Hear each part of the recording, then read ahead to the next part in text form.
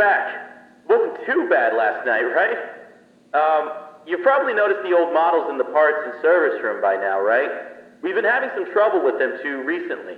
From what I remember, they wanted to originally retrofit the old models with the new tech. In the end, they decided to just start over. They were too big and ugly, and that smell.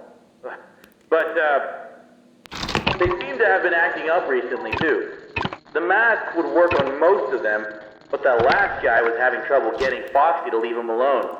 We found that he seems to be sensitive to light in a similar way to our new Freddy. So, for now, if he appears at the end of your hallway, just flicker your light on and off until he leaves. I don't know if you ever had a chance to come here before the remodel, but I love those old characters. Foxy was always my favorite. He would tell you tales of his days out at sea, and there was a small pirate-themed play structure that looped around him. The kids loved him. I know a lot of people found them ugly, but I don't think they were terrible. When you see them moving, talking, and singing, the illusion really comes together, and it feels like a real cartoon character is standing right in front of you. The new bots are alright. I feel like they're trying a bit too hard to be kid-friendly, you know?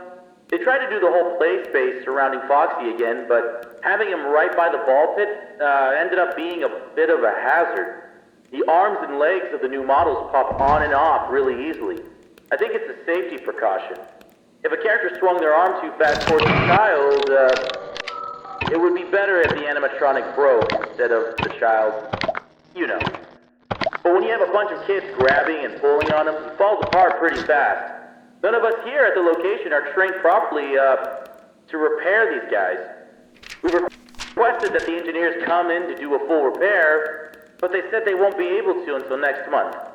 For now, we try to piece them back together ourselves, and it isn't working out too well. It doesn't help that a lot of the pieces get lost in the ball pit. We've had to use some parts from the older models when we can't find them. But then the next day, some kid always manages to find the missing part and just shoves it back on.